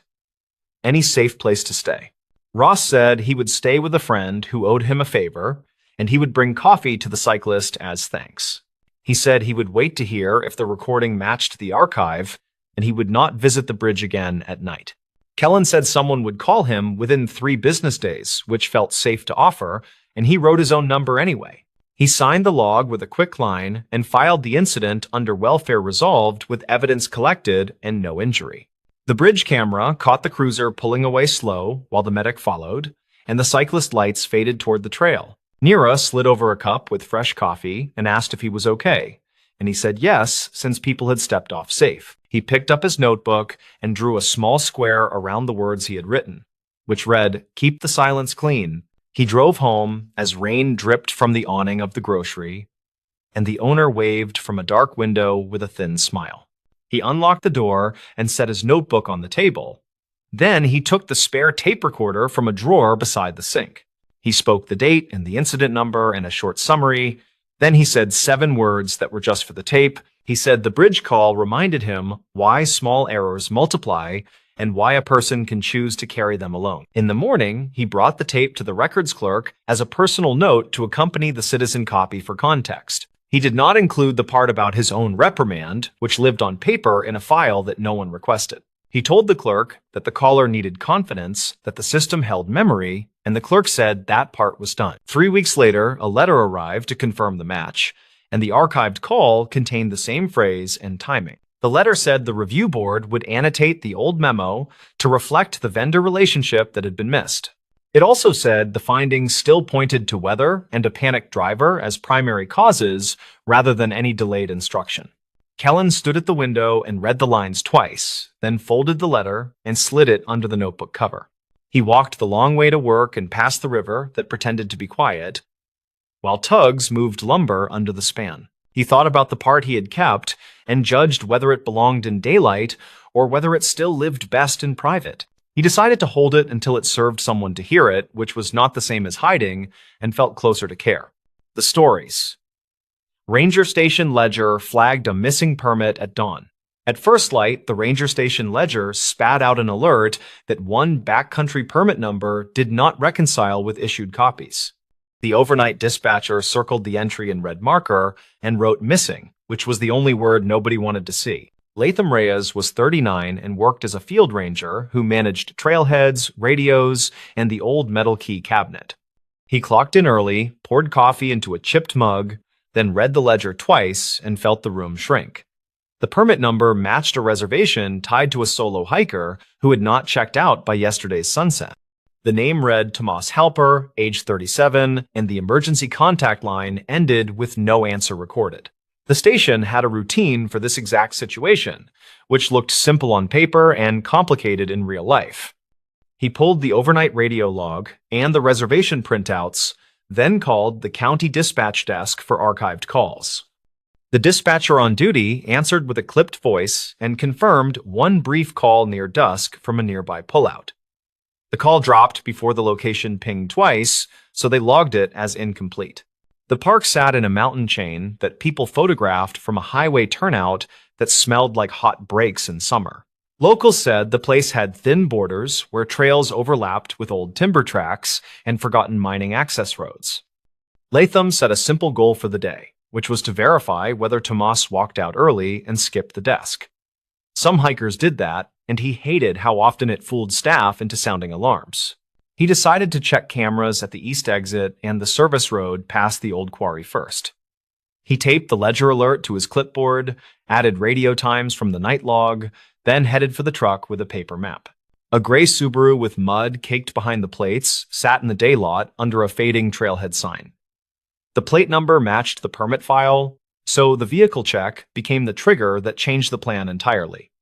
His voice on the radio stayed steady, but he felt that familiar pressure behind the eyes that always came with missing cars. The last ranger who ignored a parked car overnight still had nightmares about the aftermath that followed. Latham walked a slow circle around the Subaru and took photos of the interior through the windows. He counted a blue windbreaker, a gas station coffee cup, a folded receipt, and an orange wrapper with the corner torn off. He logged the items in his notes and called the plate to the county line to confirm registration. The response came back clean, with a mailing address to a city 2 hours away and no active warrants. 2 backpackers in their late 20s shuffled by and looked at the Subaru like it might answer a question. The woman spoke first and said they passed a guy at the junction near the ridge after a late climb. She described a man with a close beard, a faded cap, and a limp that looked like a boot rubbing wrong. She added that he asked about the shortcut to the lake, which did not exist, then waved and kept moving. The guy with her nodded, then said the man had a new pack that made his shoulders ride up like he was not used to it. Witness statements always came salted with memory gaps, yet both details felt real in a way that mattered. Latham thanked them, wrote their names and numbers, then reminded them to check out at the station before they left town. He pulled the dash cam card from the station truck used on the evening loop and plugged it into the office laptop. The last loop showed nothing on the service road, then a fragment of taillights near the quarry gate at gray dusk. The timestamp matched the brief call window from dispatch, which made his coffee taste like metal. He froze the frame where the taillights blinked and magnified the shot until the pixels bled and swam. The shape of the car looked like a small pickup with a roof rack, which did not match the Subaru in the lot. He saved the frame, printed it, and stapled it to the ledger alert for a later look. He called the quarry foreman on the number posted by the locked gate, then asked whether any crews ran equipment after hours. The foreman swore nothing moved, then said the gate lock had a stiff shackle that hated winter, which did not help much. A call came in from the store in the valley, where hikers bought dehydrated chili and overpriced fuel canisters in bright colors. The clerk said she recognized the name from the morning before and remembered that he used a prepaid card with a scratched strip. She mentioned he bought a paper map and a plastic whistle, then asked if everything was all right, which Latham did not answer directly. He requested the receipt copy and any camera footage that covered the register and door. The clerk said the owner saved footage for 2 weeks as a shoplifting deterrent, so she would print stills from around 9:15. The mention of a prepaid card added a wrinkle that he did not like, because it cut down searchable paper trails by a lot. He wrote it down anyway, then underlined it twice and moved on. He drove to the ridge trailhead and checked the kiosk log where people still wrote their plans with dull pencils. The entry for Tomas said out on Saturday, back by Sunday, route Circle Lake counterclockwise, camp night 1 near inlet.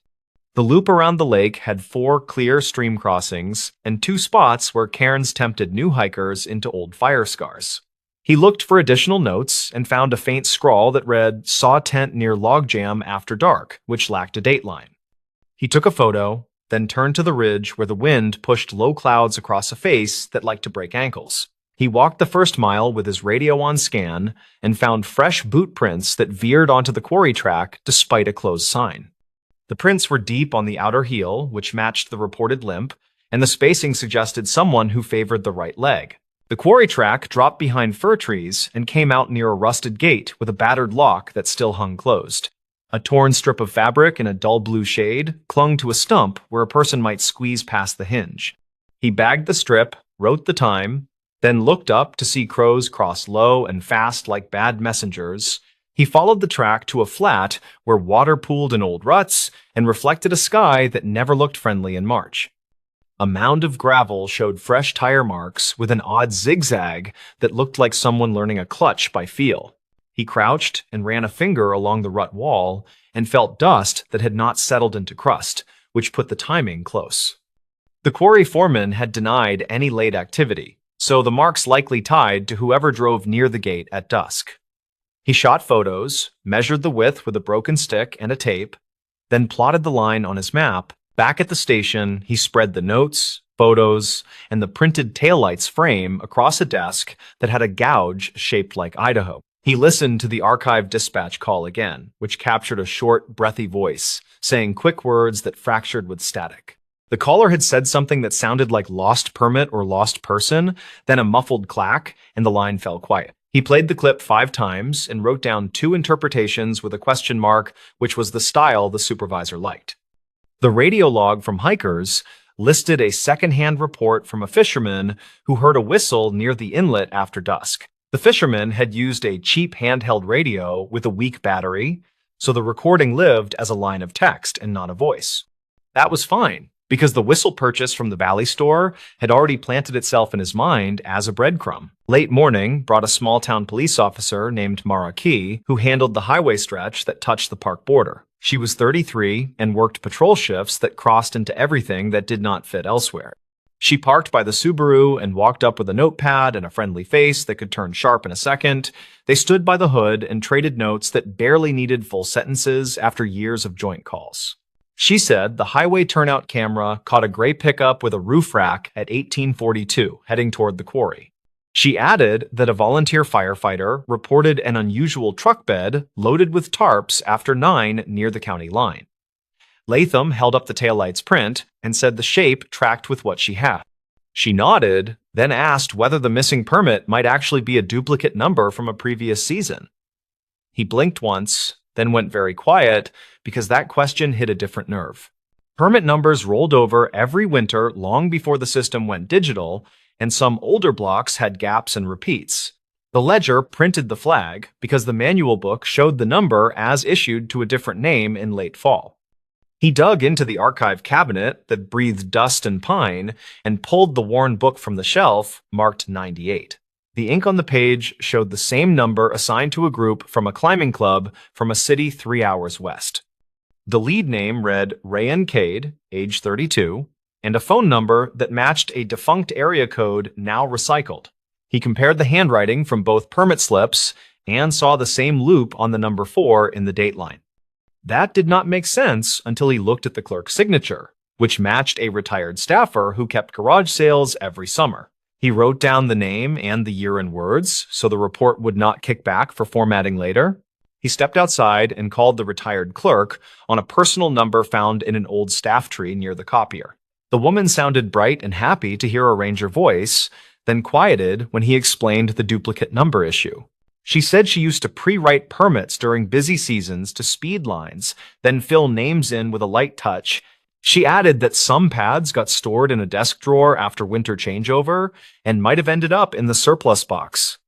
That surplus box sometimes went to the annual trailer sale with old radios and busted snowshoes for pocket change. He felt his throat go dry and asked whether any blank slips could be floating in the world with the seal already stamped. She said it was possible, then apologized and said nobody had asked about that practice since 1998 ended. He thanked her gently and wrote a note for the supervisor that would not make anyone cheerful. The store clerk sent stills that showed Tomas at the counter holding a paper map in a stiff hand with a white bandage.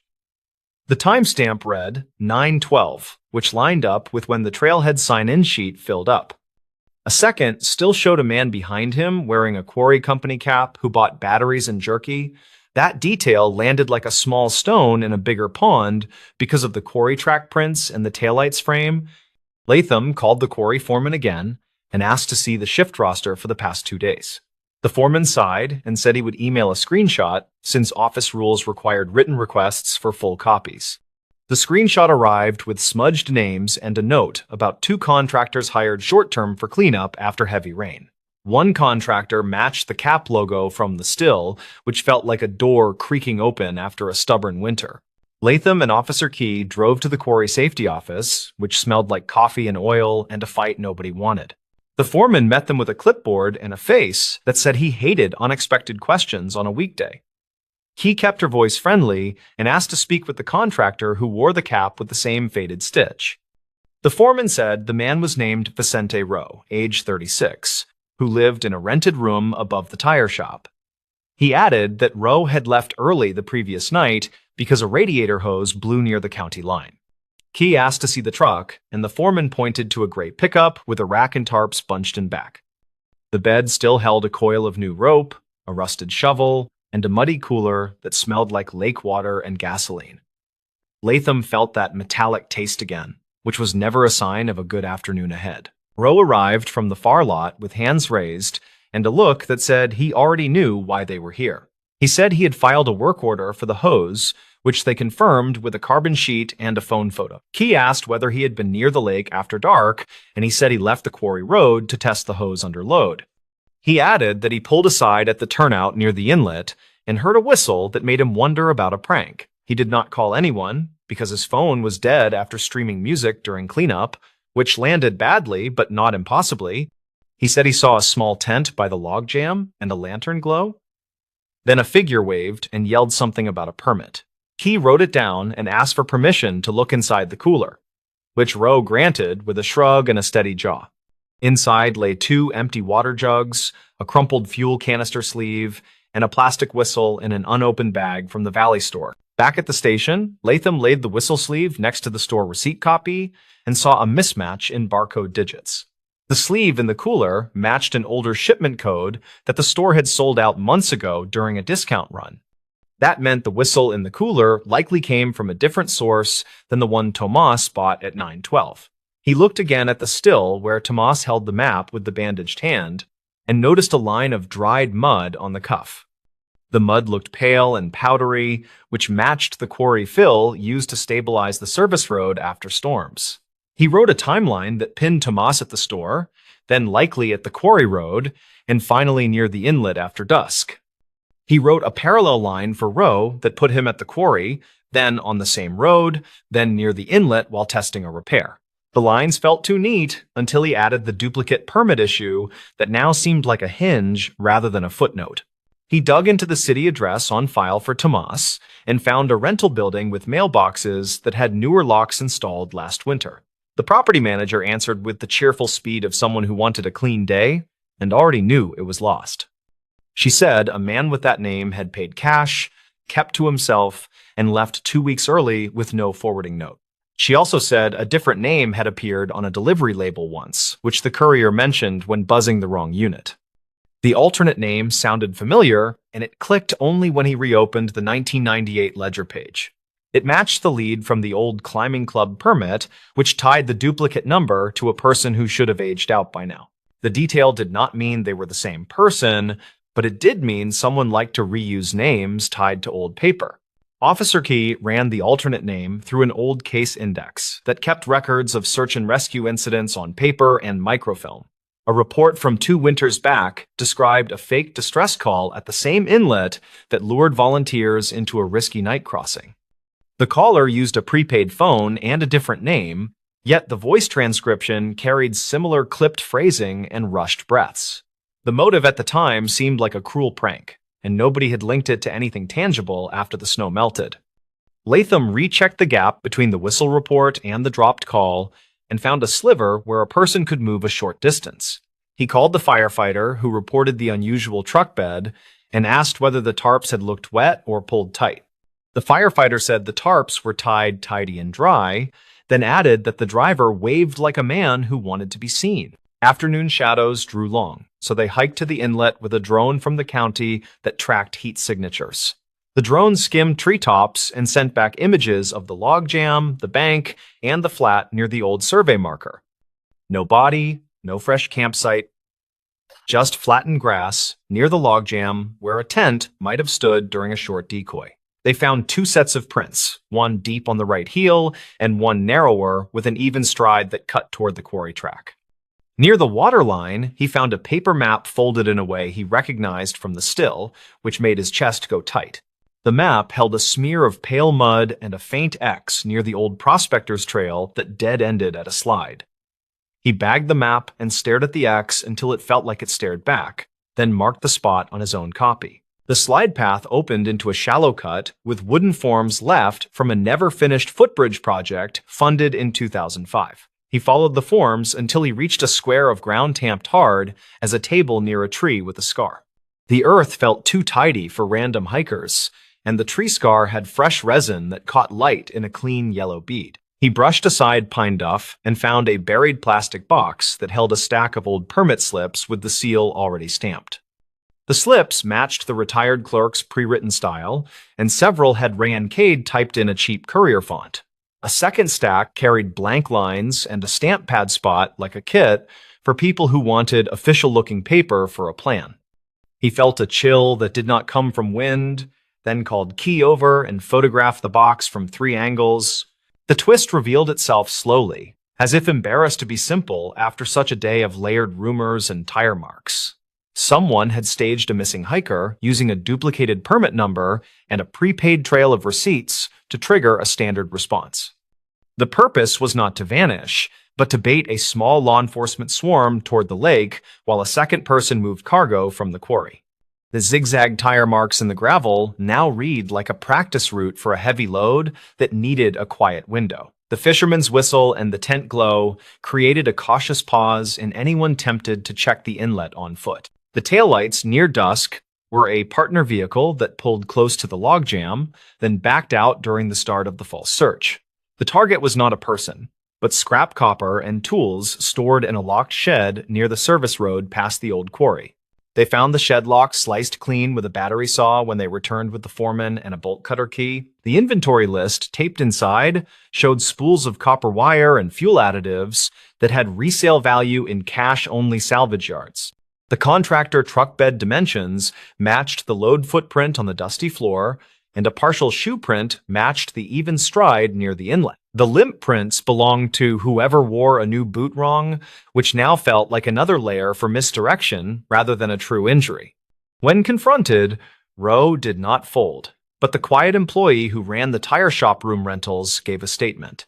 He said Rowe met a man who matched Tomas in the parking lot and moved tarps between vehicles near sunset. He added that Rowe left after 9 with the bed loaded to the rails, which aligned with the firefighter observation with uncomfortable precision. The county prosecutor would need clean evidence, so they worked careful and slow to gather the chain.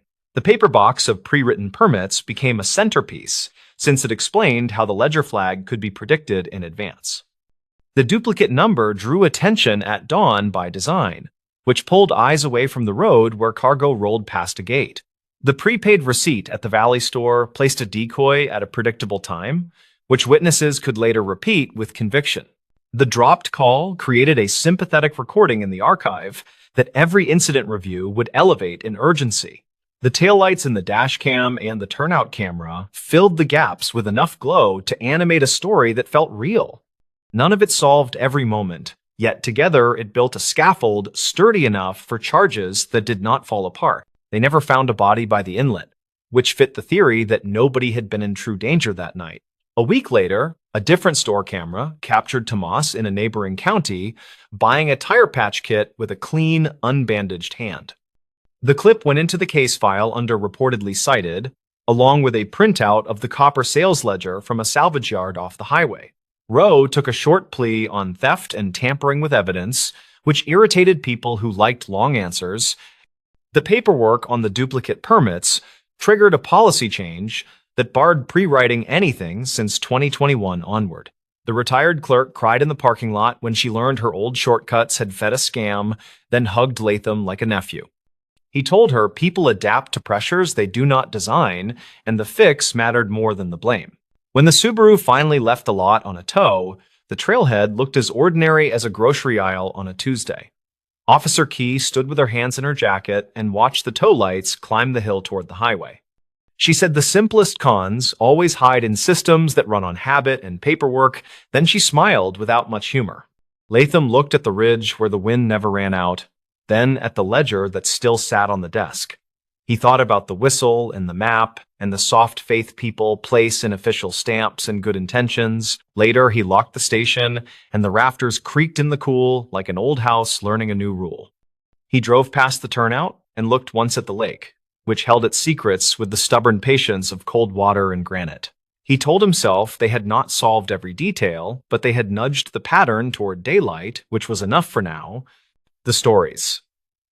This motel room voicemail rerouted search teams that winter. They kept saying it started with a motel room that smelled like old coffee and bleach, and with a voicemail nobody expected. The recordings came out in late winter after a storm knocked power across the county and kicked the motel phones awake again. Rhea Tavener was 37 and worked as an emergency coordinator for a spread-out mountain county that never felt ready. She had a habit of keeping paper maps rolled in a rubber band and a small camera tucked under her parka. That morning, she wanted only to rebalance commitments and check that the warming shelter had enough cots for the week. She planned to drive the Ridge Road, swing by the radio repeater, and be back before lunch. The incident started when the Nightlark Motel on the highway called the non-emergency line with a strange message they could not clear. The manager, a tired man named Cal Rudd, told the dispatcher that a red light on room 26 blinked, and the phone kept chiming. He said the display showed a new voicemail that would not delete, and he wanted someone to listen because the guest had left. Rhea took the secondary call because the sheriff's deputies were stacked with fender benders on the main grade. She arrived to find the lobby heater making a low metallic whine, and Cal behind a counter with a cracked bell. He slid the room key and nodded toward the outside corridor, his voice flat from too many nights at the same desk. Rhea used nitrile gloves from her field kit, then lifted the handset and dialed the code that the placard said would access messages. The voicemail opened with a tone and a computerized voice reading the timestamp in a clipped monotone. The date announced sounded like last night near 10, according to her quick notes scratched with a blunt pencil. The message that followed had the kind of audio that police technicians describe as close but muddy, and it made her shoulders rise. A woman whispered that a man was hurt, and she asked for help. Then she mentioned mile marker numbers and a guardrail that bent inward toward a runoff ditch. There was wind noise and the distant thrum of trucks, and what Rhea believed might be the quick chirp of a turn signal. The caller finished with words that sounded like two names, then a tired exhale, then silence long enough to raise goosebumps on her arms. By the time she walked back to the lobby, the dispatcher had already compared mile markers that matched those numbers on the East Highway spur. A search team was gathering at the fairgrounds with 2 four-wheelers and a county plow driver who knew every ditch by seat memory. Rhea signed the log and relayed what she heard, and her own words hardened into directions that sent good people toward a cold bend. An hour later, a second caller reached the tip line and said they had heard the same voicemail when calling the motel to complain about their refund. That person repeated the marker numbers and added that a dog barked once in the background, which persuaded the consensus further. Witness statements began clustering around the East Spur, and a deputy noted in the dispatch log that he had seen a bent guardrail near marker 32 2 days prior. The search teams rolled that way in a slow line of lights that looked brave against the blank sky. Rhea drove separately and scanned plow berms that faced the wind, because snow settles in patterns that trap fresh tire ruts longer. She told herself that the timestamp was clean, and that the voice felt close, and that people needed her to stay practical.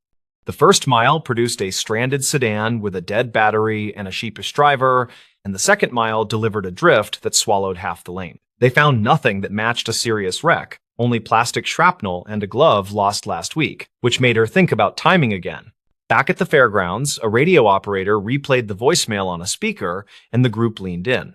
Rhea asked Cal for the motel's phone vendor contact, and he brought out a binder with hand-printed notes in thick marker. She called the vendor and asked about power cycles and about date behavior when the system lost time, and the technician promised to check archival events. She returned to the voicemail and listened for anything that placed a person rather than a highway, because people leave fingerprints in sound if you keep still. The second listen gave her something new that felt small but pointed. Right after the caller said the mile marker numbers, the wind changed tone for half a second, then a faint clack sounded like an elevator door. That did not belong near a rural guardrail, and it made her write elevator with a question mark next to it, which was not her usual habit. She also caught the soft bleep of a room keycard reader, which could have been the motel hallway if the phone had been on speaker, or a different building entirely. She left the fairgrounds and drove back to the Nightlark with the camera on the seat, planning to map every sound in the hallway against her memory. Cal mentioned that room 26 sat above the ice machine and that the elevator had a sticky door that made a little clap. She asked who stayed in that room last night, and his ledger showed a single occupancy, paid in cash, by someone who wrote a name that did not match any local license. He shrugged and said the guest checked out at 6 and that housekeeping already turned the room. Rhea asked to see the housekeeping cart, and the housekeeper, a careful woman named Jillian North, said she had found the room tidy. Jillian said the phone had been off the hook at first, which she corrected, and she said the window faced the back lot where trucks idled. Rhea asked if anyone had used the lobby phone when power returned, and Jillian said a traveler borrowed it while waiting for a ride that morning. That detail felt important because lobby phones sometimes route through the same server as the room phones, which can create strange behavior. The vendor called back and reported that their server recorded an abnormal offset during the storm, which could shift timestamps for local voicemail. He said the system fell back to a factory clock tied to a different zone, and then resynced once the internet returned, which can mislabel messages.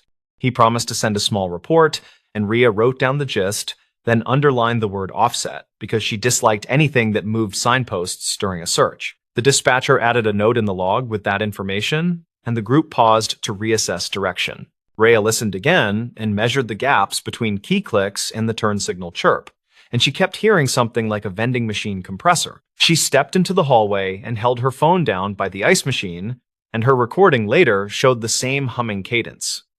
The voicemail might not have been a live plea from a ditch, but could instead be a message recorded in the building and then captured by the motel system during the storm. She asked Cal whether any old messages archived on the server could return as new after a reset.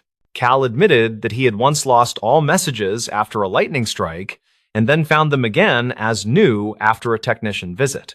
He said the phone guy joked about ghosts calling back to settle their bills, which did not sound funny to Rhea at that moment. She pressed for dates and asked whether past incidents lined up with heavy weather, and he nodded toward a clipboard full of repair tickets. The dates matched cold weeks when snow slid from the roof, and the idea of an old message waking up felt more likely with each line. The next step was to figure out who had left the recording, and whether the details pointed to the East Spur or somewhere entirely different. Rhea asked for prior registration cards for room 26, and Cal produced a stack bound with a rubber band that snapped on the counter. She gently sorted through and found a multi-night stay from late last winter under a name that also did not match a license. The rate was discounted for cash, and the note column said, "Truck Lot View," which fit the sound of idling engines in the message. She then called the State Patrol office and asked for any incidents last winter that involved a bent guardrail near any similar marker numbers. The trooper on duty searched reports and told her there had been a slide-off on the West Highway spur near marker 32 during a storm in late February. He said the driver had fled before dawn, and a passing snowplow called it in, and the car was recovered later without injuries, according to the archived calls. That wreck would have put a person back in town by breakfast, and possibly in a motel room across from trucks. Rhea returned to the audio and timed the interval between the words and the faint elevator clap, and then timed the lobby elevator with her own phone recording. The match was not perfect, but close enough that a court would likely call it consistent under ordinary conditions, according to her training notes. She also realized the turn signal chirp probably belonged to a guest being dropped at the front door, not a car on the highway. The dog bark could have been a pet in the lot, which often happens near the vending area after check-in. She asked the radio operator to broadcast a simple clarification and to slow the east spur sweep while a second team checked the west. The deputy, who remembered the bent rail on the east, admitted he might have mixed the side of the county in his earlier note, which happens when shifts run long. The west team found the old repair spot with fresh snow around the posts and an evidence marker for a past accident half buried under ice. It seemed the voicemail referenced a prior event that had already closed, and their winter storm had wrapped it in new confusion. Rhea then visited the neighboring diner, where the night shift sometimes noticed details people forgot to hide, and she asked about the guest who paid in cash. The server, a college student named Del Finch, said a man sat alone near the window around 9, then stepped outside to take a call. Del remembered because the man cupped his hand over the motel phone receiver in the lobby, which struck Del as old-fashioned, and then asked for a ride to the bus station. That would place the phone call inside the building. During the same hour, the voicemail claimed she requested the motel camera footage for the hallway by room 26, and Cal said the system stored 2 weeks, which happened to straddle their storm. The timestamp on the clip showed a flicker at 9:58, right before the server saw the man on the lobby phone, which made her careful notes lean toward a local recording. A county technician extracted the audio from the clip, and while it was muddy, a mechanical ding from the elevator landed exactly where her earlier timing suggested. The odds of a live highway recording sharing those indoor sounds felt very small. The twist arrived quietly when the vendor finally sent logs that showed the voicemail database replayed queued items after resyncing and labeled some as new. One item matched a stored call from late winter last year that had been partially corrupted, then reconstructed during the reboot. The metadata showed room 26 as the destination for that older call, which explained the light and the stubborn message and made the puzzle sad rather than sinister. The message people heard belonged to a different night and a different problem that resolved without tragedy, and it had been pulled forward by a storm. Rhea wrote a summary for the incident file that emphasized the difference between live audio and replayed audio, then highlighted the risks during outages. She recommended an added step where dispatch confirms time against independent sources when a tip arrives through a system that just recovered. She also asked the motel to change their default message code and to put a note by the desk to call her office if room phones behave oddly after storms. Cal agreed and added a bright sticker to the binder with her number, which made her smile despite the long day. The search teams returned after noon with tired faces and a neat inventory, and they ate chili from a crock that steamed the fairgrounds office. Rhea thanked each person by name and reminded them that a wrong turn during a fast morning did not mean a bad job. She said the lesson was about signals and systems and about winter technology that lies twice, and everyone nodded while they warmed their hands. She filled out the reimbursement forms for fuel and gloves and slid the packet into the outgoing tray with a note for finance. In the evening, she sat at her kitchen table with the paper map unfurled and marked the motel with a small circle. She added a line toward the west spur and penciled in the marker numbers with a question mark to reflect how close memory can sit to fact. She listened to the voicemail one last time through headphones, and this time the vending machine compressor sounded obvious enough that she wondered how she missed it earlier. Fatigue makes patterns where there are none, and urgency can turn a whisper into a highway without much effort. A week later, the vendor installed a firmware update that locked time against a battery backup so power glitches could not shift anything. The sheriff added a line to the dispatch checklist about confirming independent clocks, and the radio operator taped a bold reminder above the console. Jillian named the ice machine Manny as a joke in the break room because it hummed in the same rhythm as the recording.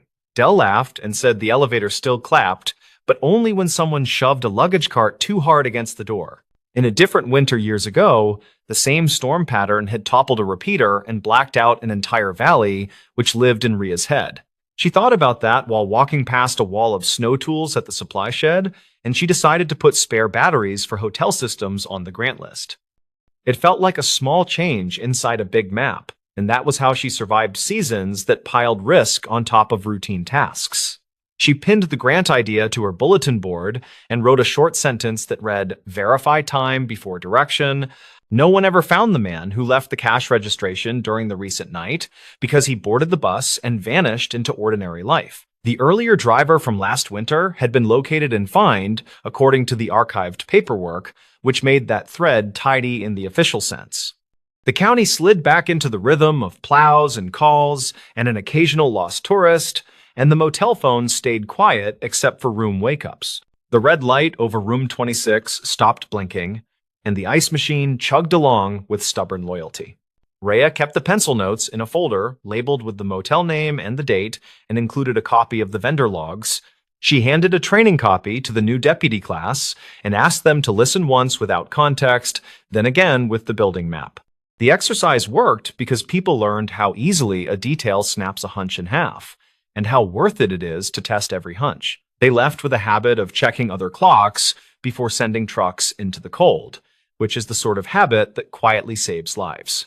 By late spring, the guardrail on the west spur reflected the sun with a fresh coat of paint, and the plow berms had slipped away. The fairgrounds chili pot was replaced with a cooler of sports drinks, and the radio chatter turned toward camping permits and picnic warnings. Nobody brought up the voicemail during the season kickoff meeting, but everyone remembered the morning they chased a ghost along the east spur. The minutes simply read "Time Verification Protocol Updated," which looked small on paper and felt big in practice. People who were not there will say it was obvious from the start, and they will wonder why teams moved before verifying. People who were there remember the tone in that whisper, and the way good intentions sprint when wind hits the valley wrong. Rhea thinks the truth sits between those angles, and that winter rewards humility more than certainty, especially when phones and storms share a stage. She wrote that in the margin of her map, in handwriting that tilted uphill like a person leaning into a cold night. When she passed the Nightlark one afternoon with the window cracked, she heard the elevator clap echo through the empty corridor. It sounded like a period at the end of a long sentence that finally made sense, and she let the thought linger until the highway bent. The motel squatted back into its season of travelers who just need a warm bed and a snow-free path to the door. The voicemail lived on in a folder, and in the way the county listened to machines, and in the simple habit of checking the time. Hey there, fans of the strange, dark, and mysterious. If you're into stories that make your skin crawl and keep you up at night, then buckle up, because this one's a doozy. Before we begin, tell me where are you listening from and what time is it there? The stories.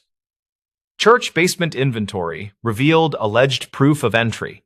The basement smelled like wet cardboard after last week's rain, and the fluorescent lights flickered with that jittery, tired kind of buzz. The line that mattered on the clipboard looked boring at first, but it carried a small number that should have been bigger. Her name was Nora LeClaire, age 34, community center custodian and part-time bookkeeper for the small church pantry. She had the Tuesday shift, which mostly meant moving pallets, counting cans, and scrubbing the concrete where the sump spat out rusty water. She wanted to finish early, pick up a thrifted lamp for her apartment, and call her sister about a family thing. The incident began when she saw the dented case of condensed soup sitting on the wrong pallet, with a slip stapled crooked. A volunteer wrote a note saying damaged during last drop, which did not match the neat handwriting she recognized from Sunday. The sump had overflowed during the storm, and the security cameras upstairs reportedly lost power around the same time. She checked the ledger, found last month's count for the soup, and tapped the line with a capped marker before reading twice. The numbers disagreed by 8 units, and the shrinkage column did not carry any explanation or initials. That should have thrown her for a minute, but a volunteer named Lyle had logged minor adjustments before, then forgotten to sign. She walked the aisles between pallets, past the bin of torn paperbacks, and the rack of winter coats that smelled like cedar chips. A faint drag mark curved through the thin crust of silt left by the flood, wide enough for a small hand truck wheel. It started by the loading door, then slipped behind the pantry shelves where the camera never had a sightline. Nora took photos on a battered phone, making sure the timestamp